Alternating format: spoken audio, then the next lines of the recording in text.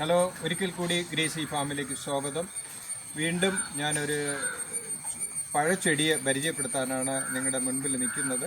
നിങ്ങളുടെ ആദ്യമായിട്ടാണ് ഈ വീഡിയോ കാണുന്നതെങ്കിൽ ലൈക്ക് ചെയ്യുക, ഷെയർ ചെയ്യുക, കമൻറ്റ് ചെയ്യുക, സബ്സ്ക്രൈബ് ചെയ്യുക മറക്കരുത്. ഞാൻ വീഡിയോയിലോട്ട് കിടക്കുകയാണ്. ഇതൊരു അമേരിക്കൻ ഫ്രൂട്ടാണ്. ശരിക്കും പറഞ്ഞാൽ ഇതിൻ്റെ ഫ്രൂട്ട് ഒരു മഞ്ഞ കളറാണ്. അതിനകം നമ്മുടെ ഈ കരിക്ക് കുടിക്കണതിൻ്റെ നല്ലൊരു ടേസ്റ്റാണ്, നല്ല ഔഷധ ഗുണമുള്ള ഒരു ഫ്രൂട്ടാണ്. ഞാനിത് തൈ നട്ടിട്ട് ഏകദേശം 1.5 വർഷത്തോളമായി. ഈ വർഷം പൂ വന്നു, പക്ഷെ അത് പൂ പിടിച്ചില്ല. എനിക്ക് തോന്നുന്നത് തൈയുടെ വളർച്ച ആയതുകൊണ്ടാണോ എന്ന് എനിക്കറിയത്തില്ല.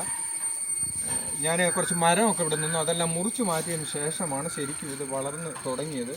ഞാനിതിന് ചെയ്യുന്ന വളം കോഴിവളവും ആട്ടിൻ കാഷ്ടവും ചാണകപ്പൊടിയും ഇതിന് എല്ലുപൊടിയും വേപ്പും പിണ്ണാക്കൂട്ടും മിക്സ് ചെയ്ത് ആണ് ചേർക്കുന്നത്. ഇടയ്ക്ക് ഒരു 1.5 മാസം കൂടുമ്പം ഒരു ഫൈറ്റംബോസും പൊട്ടാസും കൂടെ ഒരു ശകലം ഈ ഫ്രൂട്ടിന് ഞാൻ ചെയ്യുന്നുണ്ട്. എന്നാലേ അതിൻ്റെ വളർച്ചയ്ക്ക് കുറച്ചുകൂടെ ആരോഗ്യത്തോടെ ഈ തണ്ട് വളരത്തുള്ളൂ. പിന്നെ സാഫ് ഞാൻ അതിന് സ്പ്രേ ചെയ്ത് കൊടുക്കുന്നുണ്ട്. എനിക്ക് തോന്നുന്നു ഇത് കുഴപ്പമില്ലാത്തൊരു വളർച്ച ഈ തൈക്ക് എന്തായിരുന്നാലും ഉണ്ട്. നമ്മുടെ വീടുകളിലും ഓരോ പഴച്ചെടികൾ നമ്മൾ നടുന്നതും നമ്മുടെ ആരോഗ്യത്തിന് വേണ്ടി, നമ്മുടെ ആരോഗ്യം നിലനിർത്താൻ വേണ്ടി നമ്മൾ ചെയ്യേണ്ടതും എല്ലാ കൂട്ടുകാർക്കും അത് ചെയ്യാൻ കഴിയുമെന്ന് പറഞ്ഞുകൊണ്ട് ഞാൻ ഈ വീഡിയോ വൈൻഡപ്പ് ചെയ്യുകയാണ്. എല്ലാവർക്കും ബൈ.